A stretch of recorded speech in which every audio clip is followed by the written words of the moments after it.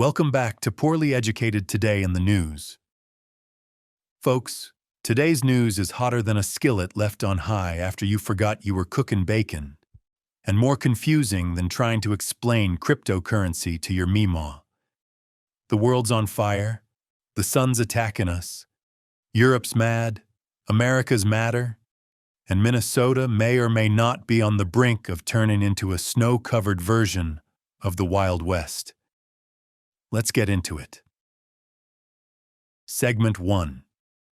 Greenland Ultimatum, America's coldest real estate scheme. So President Trump has decided Greenland ain't just a big, icy island. It's destiny, baby. And he's gonna buy it the way your uncle tries to haggle for a four-wheeler on Facebook Marketplace. Rudely, loudly, and with a threat of tariffs big enough to make Europe rethink its life choices. 8 countries woke up this week with a note taped to their door saying, "Sell me Greenland, or I'm taxing every croissant, tractor, fish, plane, Lego set, and fjord you ship over here." Denmark said no. Trump said, "Fine, 10% tariffs starting February 1st, and 25% on June 1st if y'all still act stubborn." Europe immediately huddled up like a rugby team discussing whether they can legally suplex the United States. They dusted off their anti-coercion instrument, which is diplomat speak for "two can play this game, cowboy," and started talking tariffs on bourbon and soybeans, America's holy sacraments. Meanwhile, Trump texted Norway mad about not winning the Nobel Peace Prize, saying he's no longer obligated to think purely of peace, and now wants Greenland for America's complete and total control. Imagine being so petty that your foreign policy is basically, give me an island or nobody gets along. And Wall Street? Oh, they're panicking like someone yelled IRS in a Waffle House. NASDAQ dipped, S&P dipped, and gold shot up like every doomsday prepper just got paid. Segment 2. Doge Government Overhaul, Deep State Detox, or Bureaucratic Rabies Shot. In Washington, the Department of Government Efficiency, DOGE, has fully activated. And folks, this thing is reorganizing the government like Marie Kondo broke into every federal building at once. Every agency must now host a Doge team, an engineer, HR specialist, attorney, and team lead, who I assume is an unpaid intern powered solely by anxiety. These teams report directly to the White House, which means every agency now has a second set of bosses who aren't technically their bosses, but totally act like they are. Doge has full access to millions of personnel files, which means they're combing through federal employees like they're checking Facebook profiles before a blind date. Anyone who once said the word inclusive out loud better start packing a cardboard box. And Congress? They're trying to pass the one big beautiful bill while avoiding a shutdown. But the White House keeps saying, "Don't worry, Doge will save $20 billion. Which is the political version of digging through couch cushions and announcing, "We're rich." Segment 3. Minnesota Showdown, Ice, Churches, Snow, and Federal Fury. Minnesota, normally the land of polite smiles and hot dish, is now the setting for a showdown so dramatic it makes Yellowstone look like a church picnic. A protest erupted at City's church after activists said the pastor was also an ice field director, which is the wildest double job combination since somebody tried to run a bait shop and a yoga studio at the same time. Protesters stormed the sanctuary chanting "Ice Out" and "Justice for Renee Good," live streaming it all like it was the world's angriest Sunday sermon. The DOJ said, "Hold up, that's a FACE Act violation, which means you can't disrupt religious services, even if the preacher moonlights as border enforcement." Meanwhile, Attorney General Pam Bondi vowed to prosecute anyone who stepped out of line, which instantly made half of Minnesota step further out of line.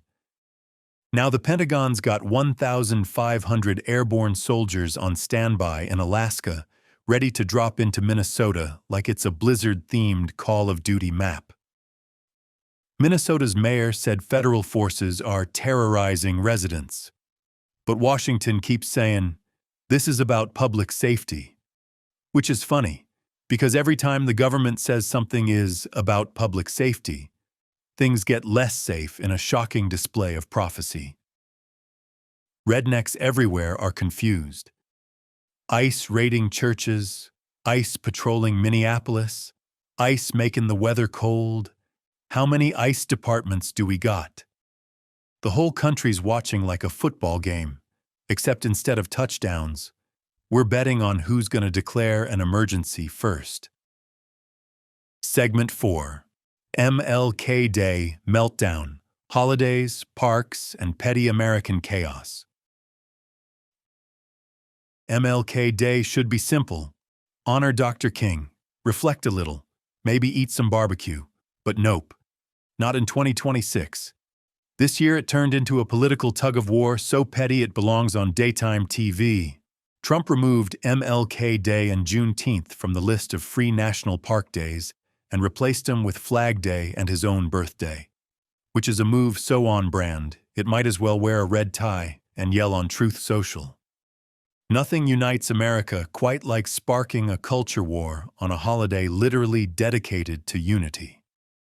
California Governor Gavin Newsom responded by flinging open 200 state parks for free out of spite. The kind of energy you get when someone flips you off in traffic and you speed up just to pass them again. Trump issued a proclamation talking about colorblind society and merit-based fairness, right as his administration dismantles DEI programs like they're swatting flies at a cookout.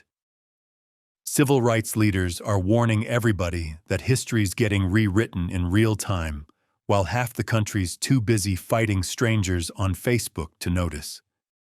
Some states held peaceful ceremonies, others held protests. And somewhere in the afterlife, Dr. King's spirit is probably pacing around saying, Lord, I marched for this. Segment 5. Solar Freakout. The sun is now mad, and so is the grid. Now let's talk about the big yellow rage ball in the sky, the sun. NOAA issued a G4 geomagnetic storm watch, which basically means the sun sneezed real hard, and now Earth's GPS, power grids, satellites, and possibly your microwave are all in danger of having a spiritual experience. This solar flare was so big, it could cause voltage problems across the grid, confuse satellites, and make your phone's GPS think you're standing 3 feet to the left of your own house. Airplanes might switch to old-school navigation, which is terrifying because I barely trust pilots with the modern kind.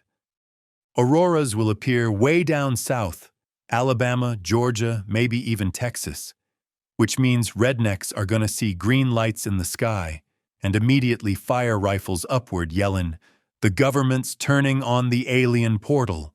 Meanwhile, the South is freezing so hard folks are wearing every hoodie they own at once, looking like laundry baskets with legs. The grid is getting hit from both sides. Space electricity from above, and everyone's space heaters begging for mercy from below. This is the first time in history Alabama might see northern lights and frozen Waffle House signs in the same week. If that ain't a sign of the end times, I don't know what is. Segment 6. Global Disasters and Football, the world's weirdest variety pack. Spain had a high-speed train crash because of a broken rail joint, which is engineer talk for, "This piece of metal said I'm tired at the wrong damn time." 40 people gone, hundreds injured, and a national rail system asking itself tough questions like, do we ever check these joints or do we just pray? In Switzerland, a nightclub caught fire because they strapped fireworks to champagne bottles, which is the kind of idea that only sounds reasonable if you're already on your third champagne bottle. The ceiling foam was flammable, Inspections hadn't been done in 5 years, and the owners are now being investigated with charges so serious they might have to start a new nightclub in the afterlife. Meanwhile, the Golden Globes honored movies that make you think real hard, cry real hard, or pretend you understood the plot real hard. And the NFL? Oh baby, the playoffs delivered drama like a soap opera with better lighting. Rams beat the Bears in an overtime nail-biter. Seahawks stomped the 49ers like they were stepping on weak drywall. Broncos squeaked by the Bills thanks to a turnover fiesta.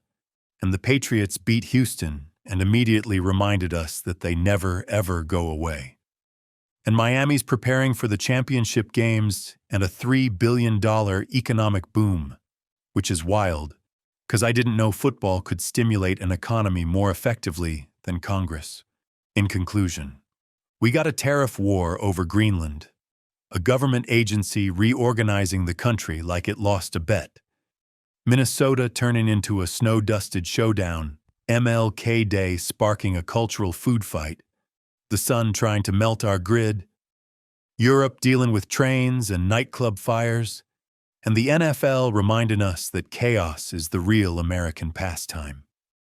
Stay warm, stay weird, don't shoot at the aurora, and if somebody offers to sell you Greenland on Craigslist, walk away. Just walk away.